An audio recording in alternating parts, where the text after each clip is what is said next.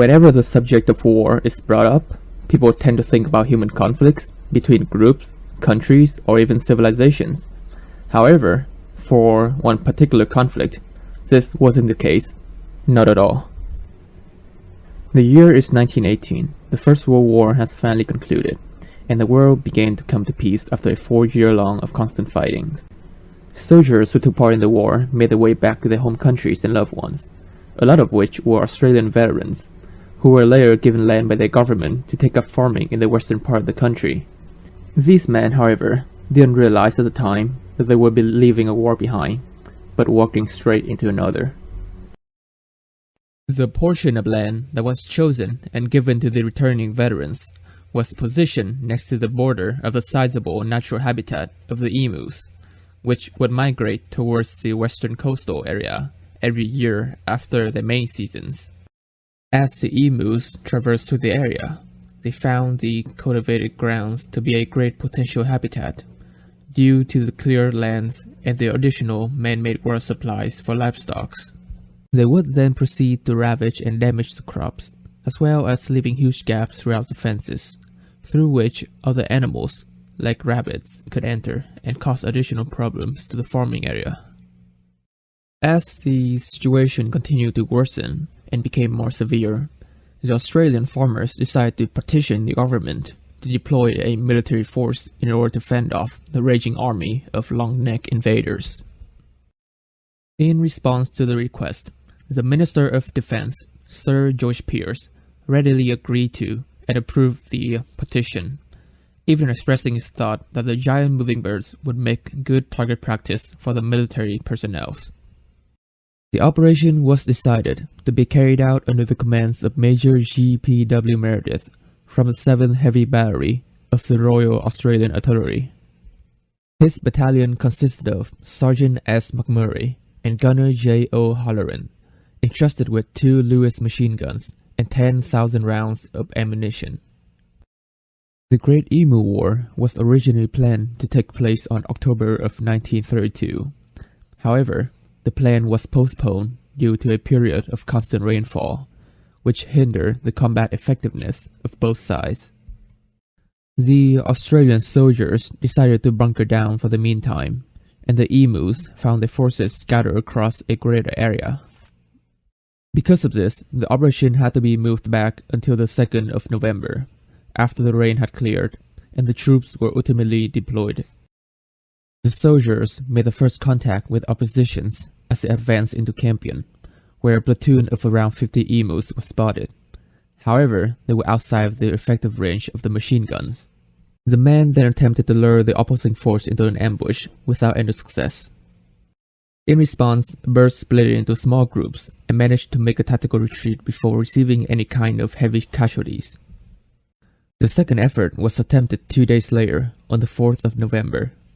Meredith had his troops set up an ambush position near a local dam, having received intel regarding an enormous emu force of more than 1,000 personnel being spotted heading towards the location. However, the engagement was cut short with half the unit's weapons failing due to malfunction, resulting in another successful tactical withdrawal from the emus. The emus soon proved that they were not as stupid as they were normally perceived, even utilizing guerrilla tactics, splitting into smaller squads upon engaging with soldiers. On the 7th day of the conflict, having burned through 1/4 of the originally given ammunition, the Australian army soon realized that this was going to be a war of attrition. At one point, Meredith even tried mounting one of the battalion's machine guns onto a truck, hoping to grant the troops the ability to pursue the fleeing enemies. However, this soon proved to be a futile attempt, since the vehicle speed was far too slow compared to the animals. This was again followed by a tactical retreat by the emus, who received minimal casualties. The army was then ordered to withdraw in response to its third defeat. Notice that the Australian had not received a single casualty at that point in time. Upon reviewing reconnaissance and combat reports, Meredith noticed one thing that made the emus troops so effective and difficult to destroy was due to their excellent chains of command. Each and every emus company would have one leader standing guard at fully 6 feet high, keeping watch at all time while the other members of the company busy themselves with work. The one in charge would then warn its troops in the instance of incoming enemies. This made it extremely difficult, if not impossible, to encircle and destroy the emu's forces.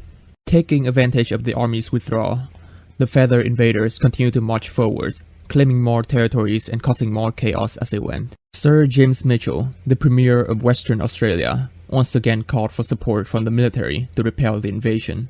As the Second Great Emu War commenced, Major Meredith was once more put in charge of the military force, setting out on the 13th of December 1932. With lessons learned from the previous campaign, the Australian force was able to quickly push into the enemy-occupied territories, inflicting a significant amount of casualties to the emus. The real turning point in the war was when many veterans from the First World War took part in the effort in the form of bounty hunters, who held off various invasion attempts conducted by the emus' regimes in the following years.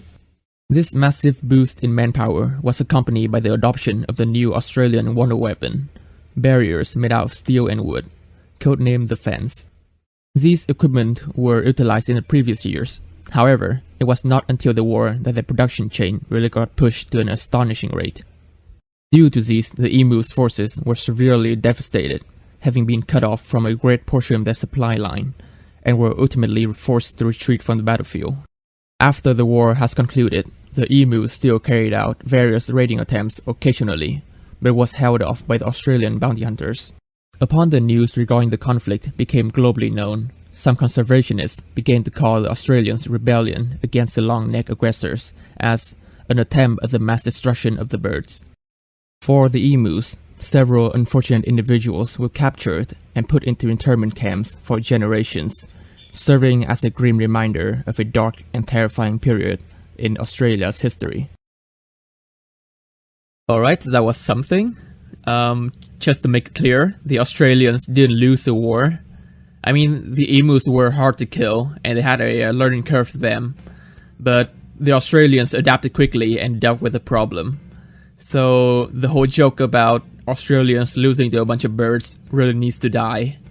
Or not.